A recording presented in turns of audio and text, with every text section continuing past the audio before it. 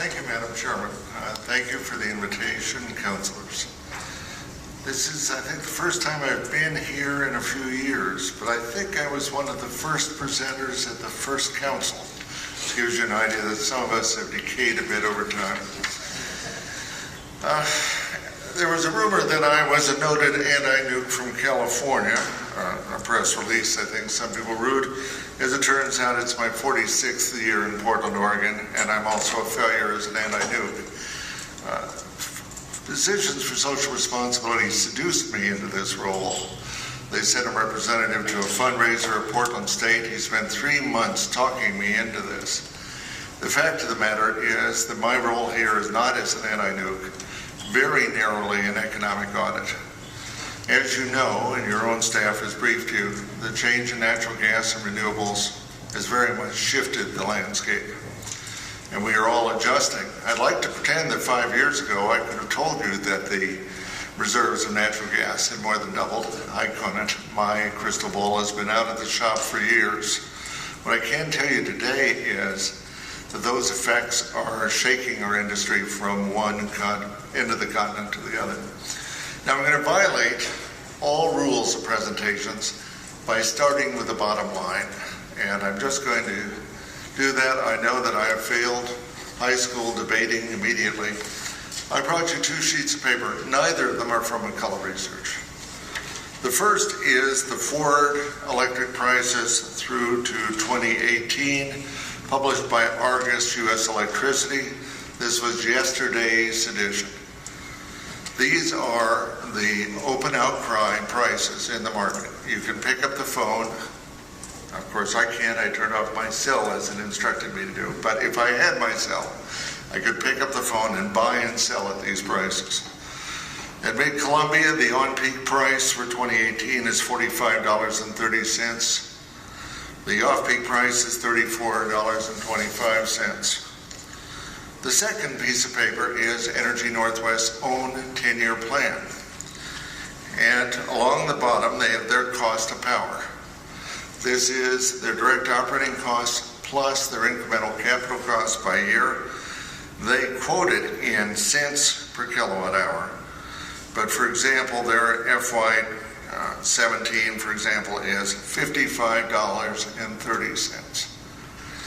Now this is not unique to the Northwest. It's not even unique to the Mid-Columbia market. What it says is that natural gas, which hit an all-time high in 2008, has been hitting all-time lows since. What it means is that we now have 5,000 megawatts of windmills at zero marginal cost, saturating the Mid-Columbia market. The bottom line is the market competition is crushing. So, and I need to grab my clicker.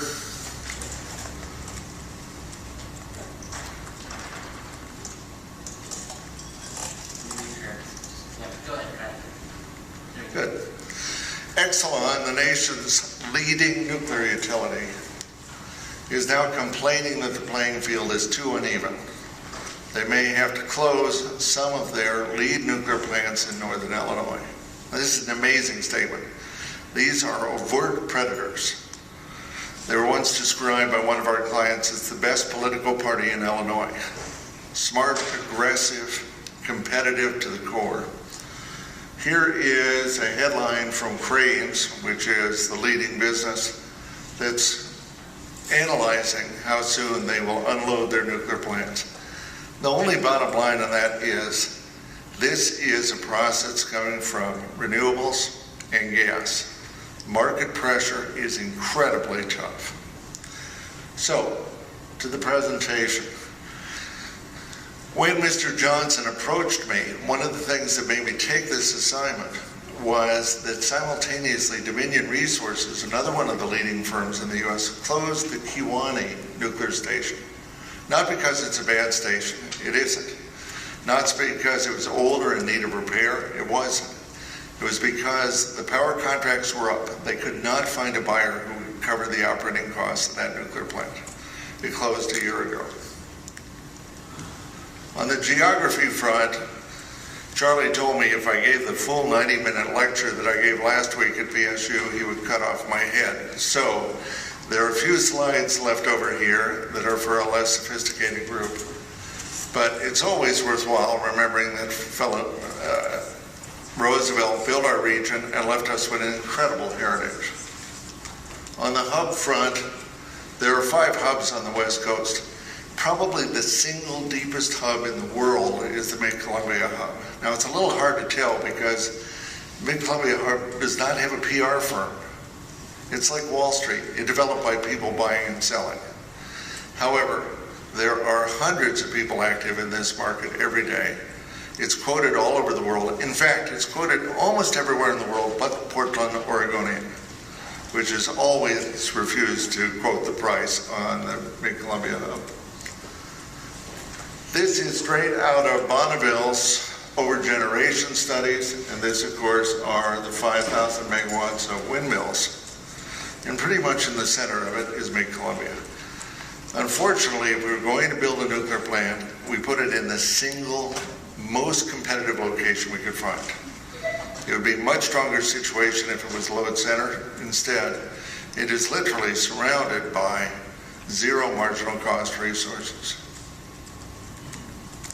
On the prices, we have the lowest wholesale prices in the world. In fact, in 2002, we had the lowest wholesale prices in history. In 2002, our off-peak price was less than 60 days. That's an amazing statement. But what it comes from is we just do not have enough load in that area, and we do not have enough dispatchable resource in that area to adjust to a puff of wind or to a good water year. I always put up the chart. That nice blue spike was, in fact, our friends at Enron. It didn't actually occur, by the way. The top of the blue spike was a fake filing to FERC about transactions that never took place. But that is the price we've seen in the press because that was the point of that particular manipulation. The yellow line is Henry Hub gas. You can see pretty quickly what's happening in life. We had some pretty high prices in the last decade, and it's fallen very sharply. So, of our 100 nuclear reactors, we have only 6 left on the West Coast. 1 is in the Pacific Northwest. Regulators understand the capital costs of building them very, very well. That's their decision point. There's been little research done on the operating costs of a nuclear plant. And when I got involved in it, I was surprised how much I had to learn about incremental capital costs and fuel costs. Now, to give you an idea of the level of misinformation, a nuclear plant described by the EIA has very little in the way of operating costs. Incomparable numbers from the Nuclear Energy Institute also are very, very low. But neither of them reflect the real operating costs of a nuke. This is the sheet I had you look at on minute 1 of the presentation. This is Energy Northwest's own picture of their operating costs. Now, this is a very valuable document. The 1971 project agreement was not the world's best power contract. It was close to the world's first power contract. And it required a 10-year plan. And that's very beneficial to us. So we have very good numbers from Energy Northwest. And that set of numbers along the bottom, the yellow ones, those are almost unique in the industry, that we have someone who is obligated by contract to state his costs for the next decade. On the nuclear fuel front, very little understanding of nuclear fuel costs. Nuclear fuel costs have been plummeting, in part because of Fukushima, but in part because of changes in technology.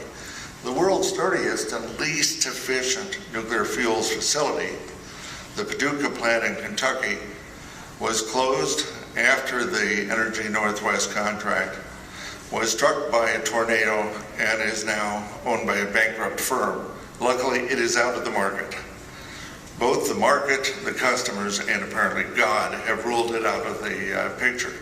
The good news is its replacements are much cheaper. So here's exactly what fuel costs look like in our world.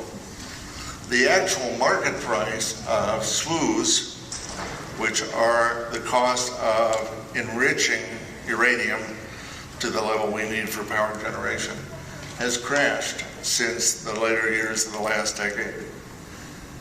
However, the apparent cost of fuel has gone up, and that's because a fuel cycle can be as long as 10 years. This is one of the slowest and most laborious processes. What it means is that it's very, very hard to show a bargain today in fuel, because the fuel you're now using was processed, enriched, fabricated, inserted, and then spent 6 years in the reactor. So even though we have good news on fuel, the bad news is we may not see the good news for years to come.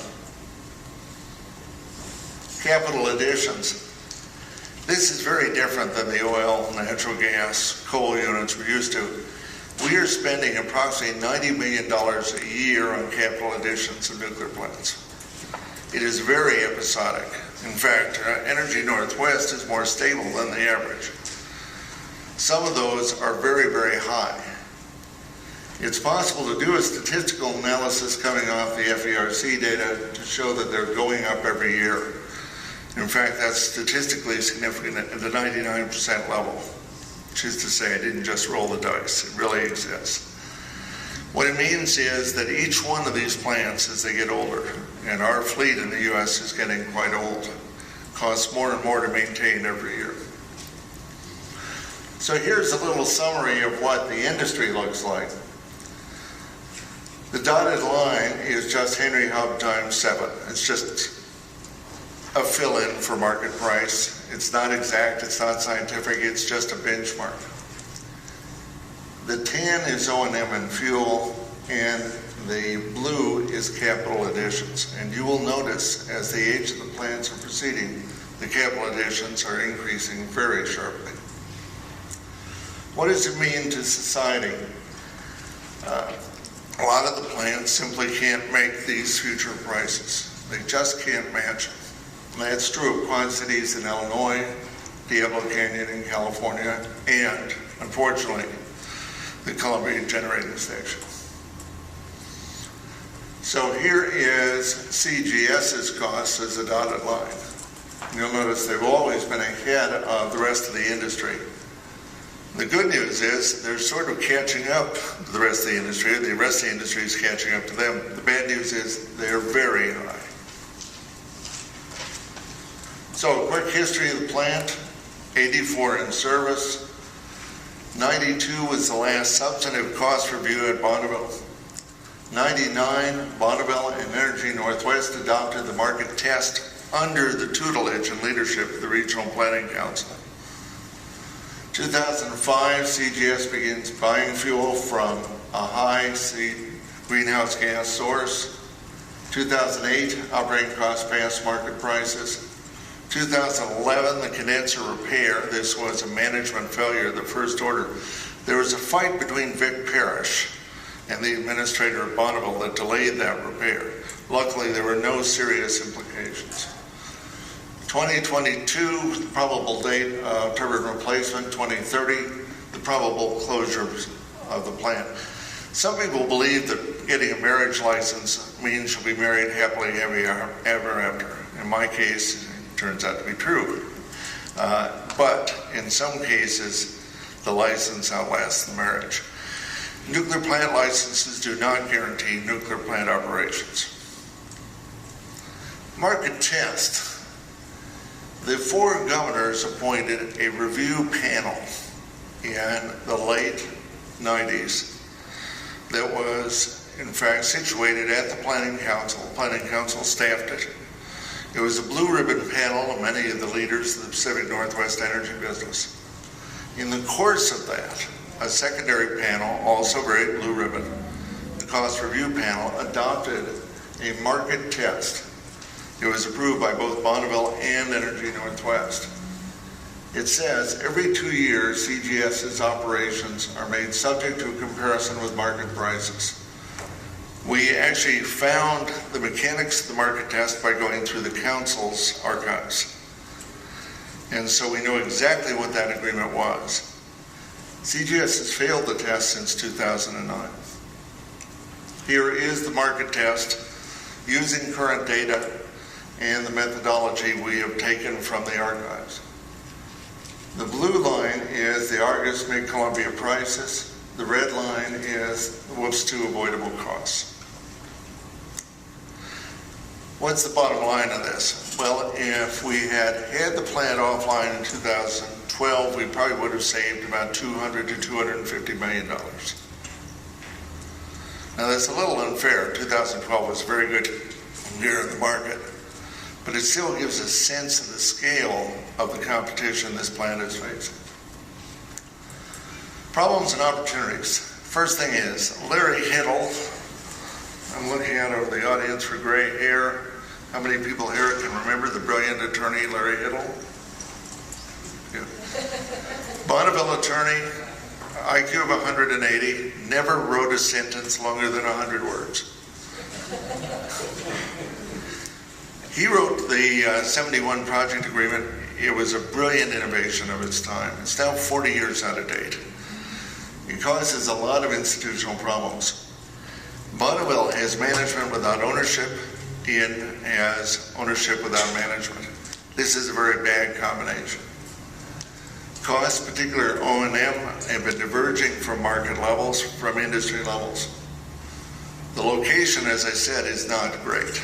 That's no one's fault. Who was going to know that we were going to have 5,000 megawatts of wind surrounding that location?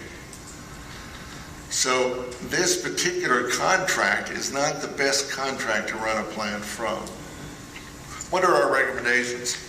The first is to simply get a good legal interpretation of Section 15C of the 1971 project agreement. This gives the administrator the right to close the plant. The administrator has unilaterally the right to close the plant if it has a larger amount of future investment than a specific standard in the contract. We should have a request for proposals to see if we can replace it. Now for a minute here, we're going to talk about modeling. The fact is, only a fool would close a plant on modeling. It's a terrible idea. My models in 2008 did not know the price of gas was going to crash. However, the market goes beyond that. When you sign a long-term contract with a supplier with a good credit statement, you actually have a set amount of money in hand. If he bids $40 per megawatt hour, that bid is set in stone. If he fails to deliver, they're liquidated damages. So the issue is not to have a modeling contest, as much as I love them. I have more computers than anyone. But to actually have real market data. Now some people have said, well, how do you do that? Well, as it turns out, we do it for tens of thousands of megawatts every year. Long-term contracts are a staple in the industry. Most of the states back east that have providers of last resort institutionalize long-term contracts every year as part of their deregulatory mechanism. There are a lot of suppliers. They know how to supply. They have real credit statements. They really have experience in this. There are a lot of reasons why a contract written today is safer than a contract written 40 years ago. But it's also true that many contracts, a diversified portfolio, is much safer than a single plant. We would start decommissioning in May 2015, and we would do the fast decommissioning. CGS has said on occasion they would like to use the slow decommissioning. To maintain the jobs in the area, the fast decommissioning is much better. That provides actually an increase in certain classes of jobs. And there are a variety of tools for employment transitions. I would use the model developed by the state of Oregon for the coal plant transition. Bottom line, we could have had a 10.6% reduction in BPA rates without CGS in 2012. A couple of quick slides on this. Employees per megawatt compared to FERC filings. Gray is CGS. Now, why are they so high? There are really three reasons. One, technology of the plant. Two, location of the plant. And three, the very complicated institutional surroundings of the plant. The Bonneville administrator is supposed to keep their costs low, but he doesn't run the plant. In fact, he's not a nuclear engineer. In fact, Bonneville doesn't have nuclear engineers. They're best and the brightest. The brilliant Walt Pollack retired years ago. So they're effectively driving this car from the back seat. Never an easy job. Operating costs per FERC, Nuclear Energy Institute, and Columbia Generating, again, very high. I put this up each time. This is a FOIA response from BPA describing the last time they got detailed O&M from Energy Northwest. It's an amazing 1992. This does not mean Bonneville is stupid. It does not mean Energy Northwest is inefficient. It means the 1971 contract is very difficult to administer. Life expectancy. In the report that I've given each of you, I was amazed to find there is no peer-reviewed scholarly work on the life expectancy of nuclear plants. Isn't that amazing? We did a lot of research. We took the demographic model of life expectancy and applied it to the data from the industry. Is this brilliant? No, it's not. It's a sophomore assignment from Intro Demographics. I've taught that course. But it gives at least an honest answer of what we can expect the life expectancy of the plant is. According to our data, as of today, it's 17.2 years. What that means is we will not be running all the way out to the end of the license. Now, is this hard and fast science? Hardly. Is it an honest, back of the envelope estimate? Yes. This is the way your insurance company calculates your retirement benefits. So early in the process, we had several meetings with Bonneville. Bonneville said, well, we will have a modeling war. Now, I don't know how much you know about my background. I was an officer of a Northwest utility. I've run a consulting firm for 24 years. I embarrassed Enron badly and then helped prosecute them because I had a better command of their numbers than they did. We have more computers than virtually anyone else. So this is the sort of thing we like to do. The council uses Aurora. It's the leading model in the industry. It was prepared by my friends at Portland General when I was a boy. It is a very good model. The fact of the matter is, it is a Monte Carlo model. It looks at risk explicitly, runs different games to get an estimate of what the distribution of those risk elements are. We ran 35,000 games. Now that was a little carried away. That was 2 weeks, 24 hours a day across 50 computers. The reason we did that is we didn't want anyone to say we have a bigger computer than you do. Is this any good? Well, it's honest. We use the Energy Information Administration natural gas forecast. That's about as close to gold as we can get. We used all of the data from the WECC and from the OASIS data set. Not one number in that was taken or changed to affect the result. What it indicated to us was there'd be retirement benefits all the way out. The weakest part of that study is forecasting the CGS results out beyond their 10-year plan. We tried it several different ways and averaged them. Was that scientific? No. Was it honest? Yes.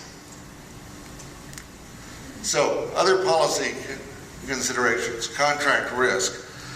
Kevin O'Mara, who is arguing with me on this, one of my college chums from Reed College, utterly brilliant, said, well, we'd have to take the contract risk.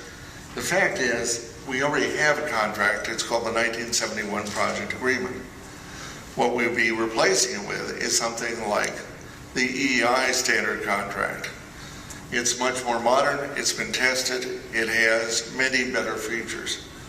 Its structure would be take and pay, in other words, it would not be cost plus. We would have a set duration, we'd have a set commissioning issues, pricing set by agreement, credit support, which currently we have very little of. In fact, you are the credit support of the CGS. Fuel source, we could select, and we could make the correct environmental choices.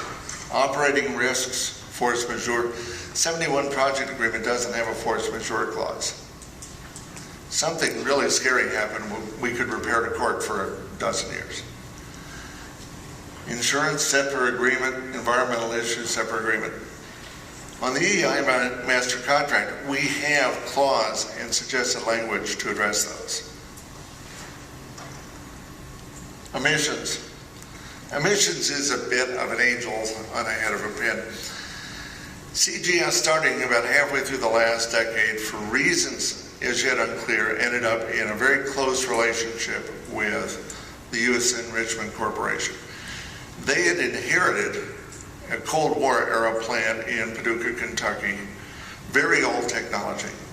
2/3 of all the freon release in the United States came from that one plant. It's fueled by its own 1950s era coal unit, which is next door. I mean, literally next door, they were built together. That has led to a very poor environmental record at the plant. Now, Greg Delwich, second in command of Bonneville, said to me, well, that's fine.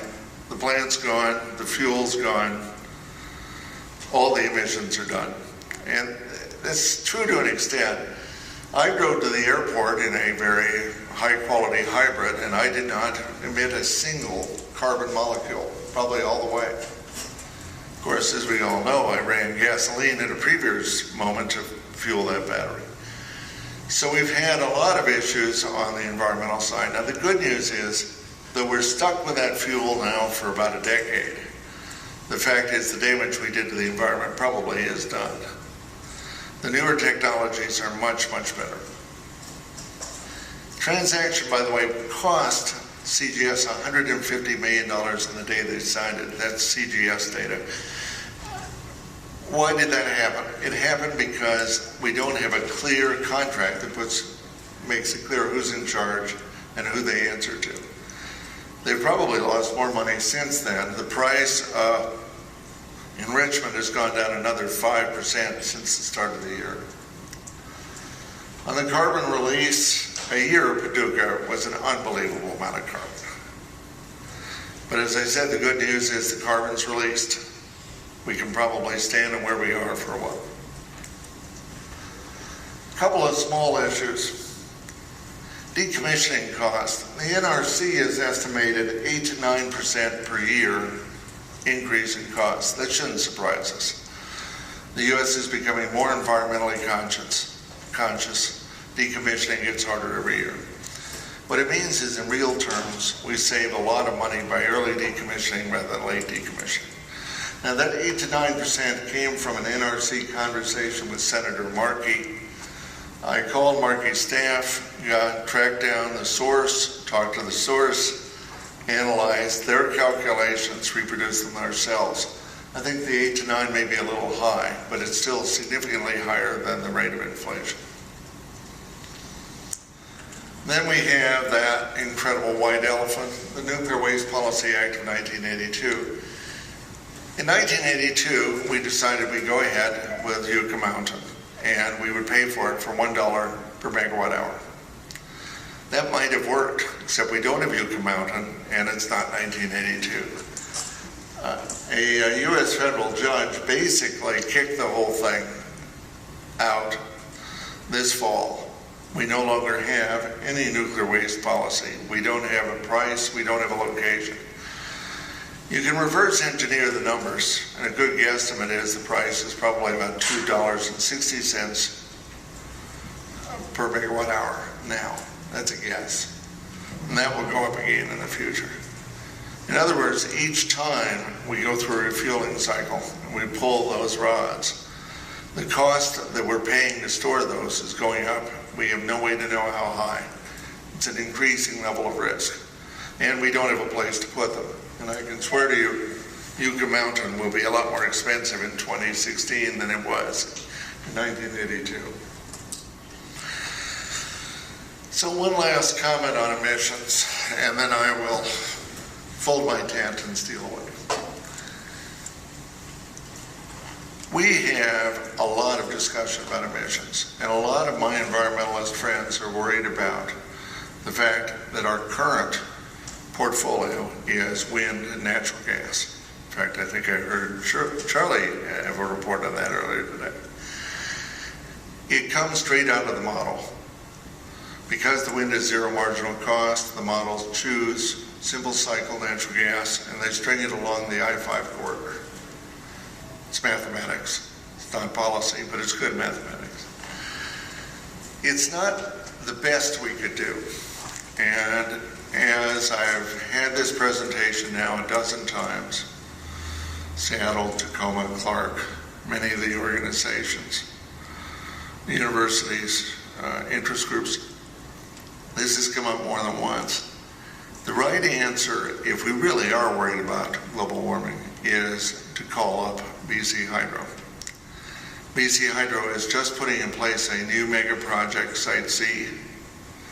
They have upgrade plans for some of their other projects, like MICA. That is a way for us to get our wind stored when we can't use it. And it's a way to get our power back when we do need it. We've lost a lot of our philosophic courage over the years. 40 years ago, people would just have gone and done this. I mean, they just did do it. That was the Canadian Entitlement Treaty. Today, we really don't have the communications. We don't do the work. My practice is somewhat unique in that we work on both sides of the border. And when I presented this to some of the industry groups, they said, well, Canadians will never build dams. The Canadians are building dams in almost every province. The advantage of a dam, especially for wind, is that we have a lot of operational flexibility. And another advantage is that Canadian environmental laws are very, very different than ours. So the bottom line is, if you are worried about global warming, and that is a legitimate concern, we should be spending a lot more time looking at the BC Hydro Integrated Resource Plan and the Site C Environmental Impact Statement that we're doing at the moment. One of the reasons we did it was that Steve Wright really didn't want to focus on that. And his significant staff have quit, retired, but they're still alive. And we should go on over to their houses, grab them out of it and put them back to work. If not here, at Bonneville. And I mention that just because people are concerned about those simple cycle turbines along I-5. That is not set in stone.